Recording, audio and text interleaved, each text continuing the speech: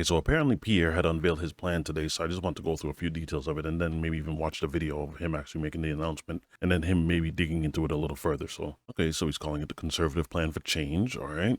Cuts the Liberal deficit by 70%, with less spending on bureaucracy, consultants, foreign aid, and handouts to insiders and special interests, while boosting growth with resource jobs for a change. Number 2, lowers income tax 15%, saving the average worker $900 and the average working family $1,800 for a change. Number 3, now we get into housing, builds 2.3 million homes by axing taxes to save $100,000 a home, selling off federal land and getting gatekeepers out of the way to speed up building for a change. Now we're dealing with crime.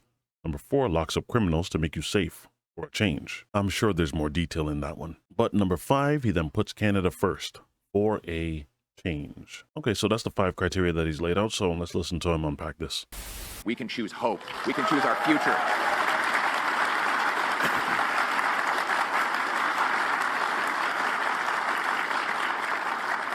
Our platform at forachange.ca lays out this plan.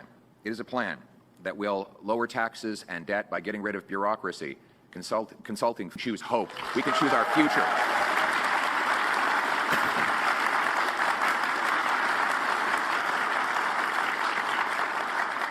Our platform at forachange.ca lays out this plan. It is a plan that will lower taxes and debt by getting rid of bureaucracy, consulting fees, waste, and excessive foreign aid to dictators, terrorists, and global bureaucracy. It is a plan to build homes by removing taxes and bureaucracy. It is a plan for safe streets by locking up criminals for a change. Change to unleash our resources so that we can stand on our own 2 feet and stand up to Trump and anyone else from a position of strength. The choice is this: a 4th Liberal term with Mark Carney, whose reckless Liberal plan will add even more debt than Trudeau, or a new Conservative government with a responsible plan to save $125 billion and put us back on the path to growth and security. This is my plan for change. First, we will cut the Liberal deficit by 70% by cutting back on bureaucracy, consultants, foreign aid to dictators, terrorists, and global bureaucracies, slashing money for special interests, and unleashing $500 billion of extra economic growth by unlocking the power of our resources and home building. We will, thank you. Okay. Now, in the past, I've told you that there would be a dollar for dollar law. Every dollar of new spending would need to be matched with a dollar of savings. We've gone even further. Every dollar of new spending in our platform, especially for things like defense, will be met with $1.50 in savings in other areas.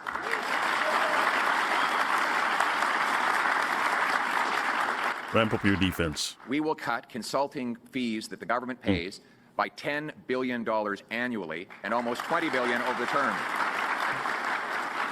There is an important factor to take into consideration when you hear him say stuff like that about the consultants. So he says he wants to cut the federal government's budget for consultants by about $10 billion. Damn! So according to the National Post, last year the federal government spent $20.8 billion on professional and special services, according to public accounts. And then, of course, the Globe and Mail found that 85% of that amount, which equaled to about $17.8 billion, was outsourced to companies. Whereas in 2015, the federal budget for consultants was around $8.4 spent on consultants. So the year the former Prime Minister Justin Trudeau's government first took power, they make the claim that that amount rapidly ballooned during and after the pandemic, when public servants were putting in place new programs at a rapid pace. So to be fair, I figured COVID had something to do with it. You just don't get it, do you? You don't. Dollars annually and almost $20 billion over the term. Gradually and through attrition, without mass layoffs, we will wind down the cost of the bureaucracy by hiring back only 2 people for every 3 who voluntarily retire. We'll cut back on foreign aid by roughly a third, so that we no longer give money to terrorists, dictators, and global bureaucracy. The money will go to frontline people in need. We will... I'm so curious on who he means when he says that. And we will also pass this spending discipline in law, so that going forward, every time a politician or bureaucrat comes up with an idea to spend more money, they will need to find the exact amount or more in savings before the idea will even be considered. This is how single moms, small businesses, and seniors make their decisions. Whenever I spend money, I will think of it as my mother's money, a retired teacher.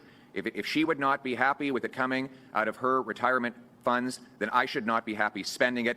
Canadians have been pinching their pennies long enough. It's time for government to start pinching pennies as well. I don't hate it. I don't hate it. We will unleash $500 billion of economic growth, a number certified by the former chief economic analyst of Stats Canada and by a former associate deputy minister. This growth will be the direct result of repealing Liberal anti-energy laws, removing bureaucracy that blocks home building, and cutting taxes on investment. This boom in growth will bring in $70 billion of additional revenue, money that we can use to pay for our cherished programs and military without raising taxes on Canadians. Hold on, pause. There was an ad that he put out there a little while ago. I think it was about a place called the Ring of Fire, that this place had apparently just been untouched. He was using words compatible to like a treasure trove of resources that was just untapped. And so my only question was, if it was untapped, why? You do know it's okay to dig for resources within your own country. It gives you something to sell, which then brings money back in. In 2007, a Canadian company discovered a gold mine. Yes, a literal gold mine. Almost 500 kilometers north of Thunder Bay, this company's scientists discovered one of the largest untapped areas for rare earth metals in the world. Buried under their feet was tens of billions of dollars of critical minerals like chromite, cobalt, nickel, copper, platinum, and gold, resources the entire world is desperate for.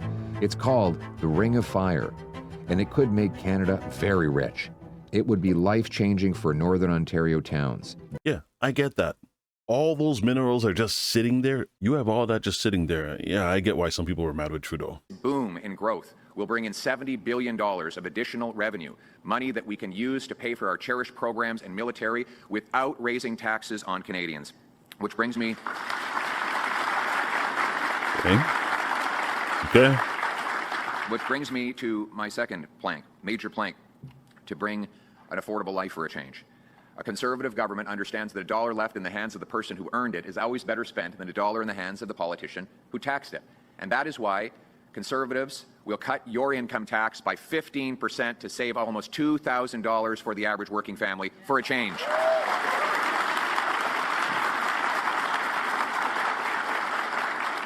I don't hate it. Third, we will axe the federal sales tax on new homes up to $1.3 million and pay municipalities to cut their building taxes to knock $100,000 off the price of a new home and build 2.3 million homes for Canadians over the next 5 years. Okay, so from what I hear, it's not going to go back to the $450,000 for a home, but $100,000 off is not bad. And we want those homes to be in safe neighborhoods so that we will stop the crime for a change. We will lock up violent criminals and bring home safety. We will ensure that anyone convicted of 3 separate violent offenses will no longer ever be eligible for bail, parole, probation, or house arrest. It will be jail, not bail, jail, not bail, 3 strikes, and you're out. Give me a second. Yeah, so when he says stuff like that about 3 strikes, you're out, we're not talking porch pirates. This is what kind of comes to mind.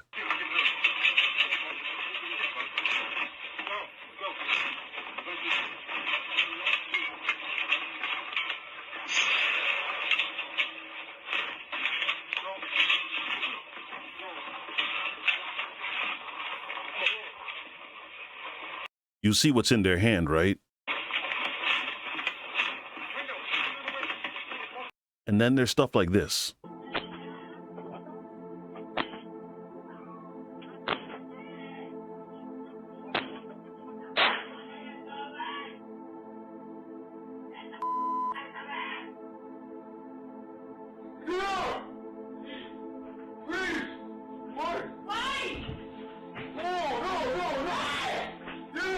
Oh, and sometimes they don't even need to make it all the way into your house. See the other man coming up, one guy on top of the car. You already know what's going to happen here. Quick operation. Move one vehicle. Using another vehicle. Move that one out the way. Get in.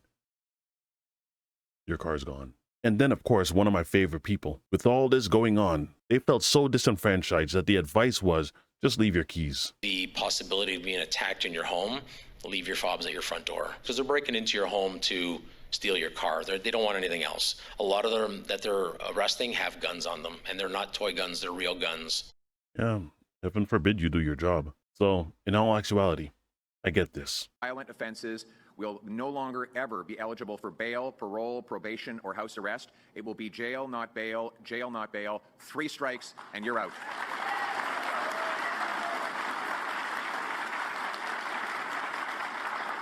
And we will put our own country first for a change. By repealing anti-resource laws Liberals have used to push us down and push our investment out, we will bring home the $500 billion that the Carney-Trudeau Liberals pushed to the Americans. We will build pipelines, mines, and other major projects. We will use the funds to rebuild our military so that we are a truly sovereign and strong nation that stands on its own 2 feet and stands up to anyone who confronts us. We are a nation that is proud, a nation that will be strong, and a nation that will assert its sovereignty for a change. C'est ça mon plan. Pour le changement. Les Américains pour tout. After a lost Liberal decade of red tape, block projects, and rising taxes that drove almost $500 billion of investment south, we will get Canada building again with a new Conservative economic action plan to unleash our vast resource wealth, build major new infrastructure, bring back investment, and turn Canada into the richest country in the world. To that we know. Thank you.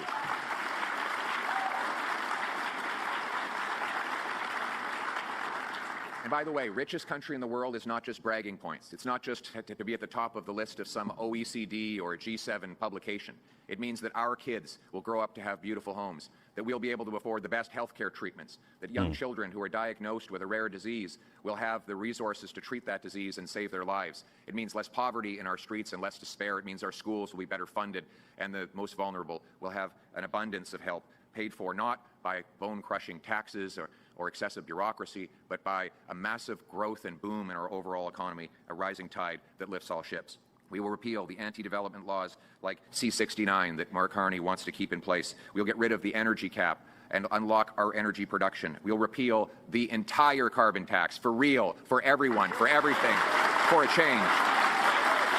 I don't hate it. Now, C-69, there's obviously some areas of that bill that he's going to keep. So they do provide a summary of the government bill on the House of Commons of Canada, such as provides a process for assessing the environmental health, social, and economic effects of designated projects with a view to preventing certain adverse effects and fostering sustainability. In short, assess the impact that your work is going to have. But this one, though, prohibits proponents subject to certain conditions from carrying out a designated project if the designated project is likely to cause certain environmental health, social, or economic effects, unless the Minister of the Environment or Governor and Council determines that those effects are in the public interest, taking into account the impacts on the rights of the Indigenous people of Canada, all effects that may be caused by the carrying out of the project, the extent to which the project contributes to sustainability, and other factors. Yeah, so all of that, he might just repeal the bill, but I could see him just revamping a lot of this so that it doesn't affect certain areas, but it allows you to then further pull down regulation on certain areas. And he already did talk about all the permits that he wants to now allow. So hey, you might see a boost of investors coming back in. Just do it smart. What are your thoughts? It's voting time, so are you voting for Pierre? Do you like his plan in comparison to Carney? Do you think it's a good plan, sustainable plan, or is this just window dressing? Whatever your thoughts are, leave them in the comment section. If you guys enjoyed this video, don't forget to drop a like, and I will see you again